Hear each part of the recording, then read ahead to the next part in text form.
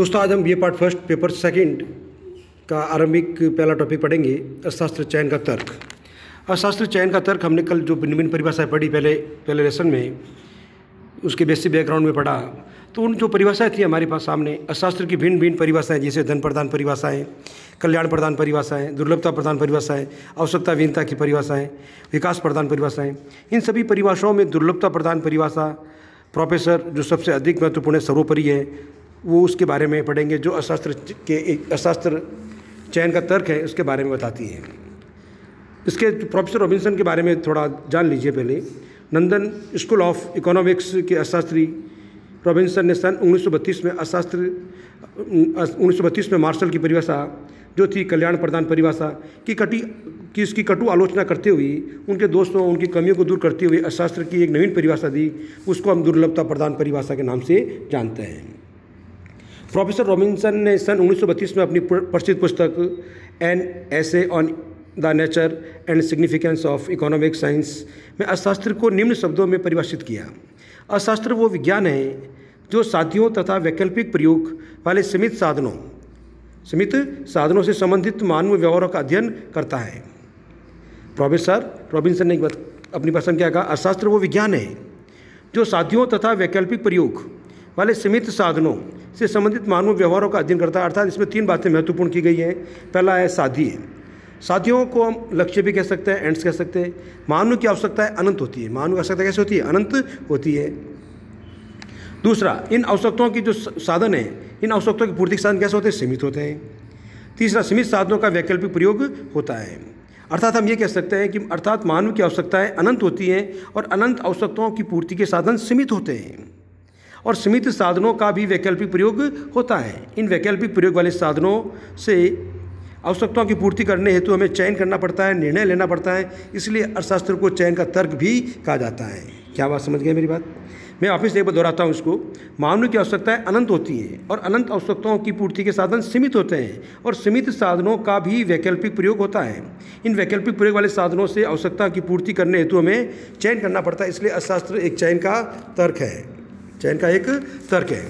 इस संबंध में प्रोफेसर स्टेगलर ने जो परिभाषा दी वो बहुत महत्वपूर्ण है। प्रोफेसर स्टेगलर कहता है कि अर्थशास्त्र उन सिद्धांतों का अध्ययन है, अर्थशास्त्र उन सिद्धांतों का अध्ययन है जो प्रतिस्पर्धी उद्देश्यों, आवश्यकताओं में सीमित साधनों के बंटवारे को निर्धारित करता है, जबकि बंटवारे का उद्देश्य या लक्ष्य की प्राप्ति का अधिकतम करना होता है। अर्थात वो कहता है कि जो हमारे सामने जो हमारी जो अध्ययन है, वो कहता है कि जो हमारे उद्देश्य है, आवश्यकताएं होती है, उनमें साधनों को बांटना इनका प्रमुख उद्देश्य होता है। प्रोफेसर शिप्रा हार्वे ने भी यही कहा है, अर्थशास्त्र में इस विषय का अध्ययन किया जाता है जो लोग अपनी आवश्यकताओं को पूरा प्राप्त करने के लिए सीमित साधनों का बंटवारा कैसे करते हैं जिससे कि उसको अधिकतम आवश्यकता प्राप्त हो जाए। उसी प्रकार प्रोफेसर सैमुअल्सन ने भी यही कहा है। प्रोफेसर सैमुअल्सन के अनुसार वो ये कहते हैं, मनुष्य उत्पादन के सीमित साधनों को अपनी अधिकतम संतुष्टि के लिए भिन्न भिन्न प्रकार के वैकल्पिक उपयोगों में से चयन करता है। इन्हीं भिन्न भिन्न प्रकार के चुनावों का अर्थशास्त्र में अध्ययन किया जाता है, इसलिए उसको अर्थशास्त्र क्या कहता है? अर्थशास्त्र चयन का तर्क होता है। उपरोक्त परिभाषा में रॉबिन्सन के अनुसार सार यह है कि हम ये कह सकते हैं कि या रॉबिन्सन अन्य शब्दों में ये कहना चाहता है कि अर्थशास्त्र जो चुनाव का विज्ञान है, अर्थशास्त्र कैसा है? चुनाव का विज्ञान है या चयन का विज्ञान है, या चयन का विज्ञान है। इसलिए अर्थशास्त्र को चयन का तर्क भी कहा जाता है। रॉबिन्सन की परिभाषा जो है अर्थशास्त्र चयन का तर्क की विशेषताएं क्या है, महत्व क्या है, गुण क्या है?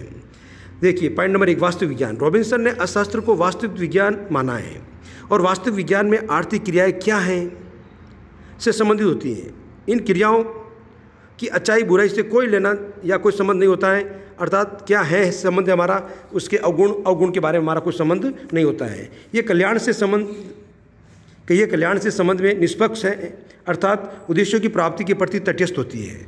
इसलिए अर्थशास्त्र आदर्शात्मक विज्ञान या कला न होकर क्या एक वास्तविक विज्ञान है। दूसरा, मानवीय व्यवहारों का अध्ययन। ये आर्थिक क्रियाओं का अध्ययन करता है, आर्थिक क्रियाओं का अध्ययन करता है। तीसरा, ये अर्थशास्त्र की आर्थिक समस्याओं का समाधान का एक वैज्ञानिक विश्लेषण प्रस्तुत करता है। चौथा, हम ये कह सकते हैं कि अर्थशास्त्र की आर्थिक समस्याओं की प्रकृति का अधिकतम तर्कपूर्ण या उचित रूप से व्याख्या करता है। ये इसकी विशेषता है। परंतु इसमें भी कुछ कमियां रही थी दोस्तों। इसकी कमियां या आलोचनाएं ये कह सकते हैं हम, रॉबिन्सन की ये परिभाषा अर्थशास्त्र चयन का तर्क है कि एक आर्थिक क्रियाओं के सामाजिक पक्ष की अवहेलना करता है। ये सिर्फ आर्थिक क्रियाओं को वेटेज देता है, सामाजिक पक्ष को छोड़ देता है। इसलिए सामाजिक पक्ष की क्या करता है, ये अवहेलना करता है, उसको तटस्थ कर ले, उसको छोड़ देता है। दूसरा, अर्थशास्त्र उद्देश्यों के प्रति तटस्थ नहीं होता है। अर्थशास्त्र कभी उद्देश्यों के प्रति तटस्थ नहीं होता है, क्योंकि अर्थशास्त्र एक सामाजिक विज्ञान भी है, एक सोशल साइंस भी है, जो एक अर्थशास्त्री को उचित, अनुचित, गलत, सही का ज्ञान या आभास कराता है। इसलिए हम इसको ओनली फॉर आर्थिक उद्देश्यों पर तटस्थ नहीं मान सकते, इसको सामाजिक विज्ञान से भी संबंधित माना जाएगा। तीसरी परिभाषा इसकी है, रॉबिन्सन की इस परिभाषा में अर्थशास्त्र चयन का तर्क में भी कल्याण का पर विचार छुपा हुआ है, क्योंकि मनुष्य अपनी सीमित साधनों से अधिकतम संतुष्टि प्राप्त जाता है, उसमें चयन कर जाता है, अर्थात कहीं न कहीं वो उससे कल्याण से संबंधित रखता है, संतुष्टि से संबंधित रखता है।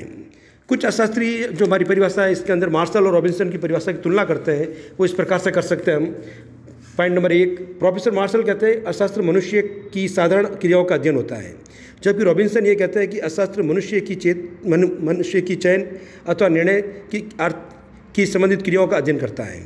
दूसरा, अपन ये कह सकते हैं कि प्रोफेसर मार्शल ये कहते हैं कि अर्थशास्त्र सामाजिक विज्ञान है, जबकि प्रोफेसर रॉबिन्सन कहता है कि अर्थशास्त्र मानवीय विज्ञान है। तीसरा, प्रोफेसर मार्शल ये कहता है कि अर्थशास्त्र एक आदर्श विज्ञान है, जबकि प्रोफेसर रॉबिन्सन कहते हैं नहीं, ये एक यथार्थ विज्ञान है, वास्तविक विज्ञान है। प्रोफेसर मार्शल ये कहते हैं कि इस परिभाषा में साधनों की भौतिकता को महत्व दिया गया है, जबकि प्रोफेसर रॉबिन्सन कहते हैं नहीं, इस परिभाषा में साधनों की दुर्लभता पर ध्यान केंद्रित या महत्व दिया गया है। पांचवा, प्रोफेसर मार्शल ये कहते हैं कि ये परिभाषा वर्गीकरण प्रधान या व्यवहारिक पक्ष की है, जबकि प्रोफेसर रॉबिन्सन कहते हैं ये परिभाषा विश्लेषणात्मक प्रधान है, वैज्ञानिक दृष्टिकोण से पक्ष की है। दोस्तों, मैंने इसके संबंधित आपको PDF में नोट्स भी उपलब्ध कराए हैं, उन नोट को आप लिखना, या आपका एक दत्त कार्य होगा। थैंक यू दोस्तों।